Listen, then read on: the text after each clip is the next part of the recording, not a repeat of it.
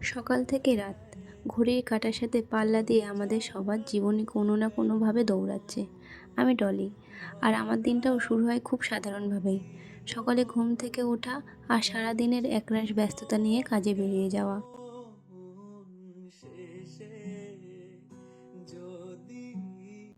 সকালে সেই যে বের হওয়া আর রাতে ক্লান্ত হয়ে ফেরা, এই চেনা ছকটার বাইরে গিয়ে কিছু করাটা বেশ চ্যালেঞ্জিং ছিল।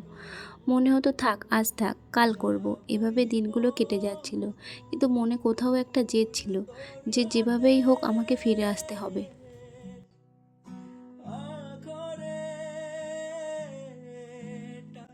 আসলে সবার জীবনেই তো একটা না বলা যুদ্ধ থাকে। আমার যুদ্ধটা হয়তো এই সময়ের সাথে। জানি না কত দূর যেতে পারবো, তবে নিজের জন্য বাঁচতে শেখাটাই আসল।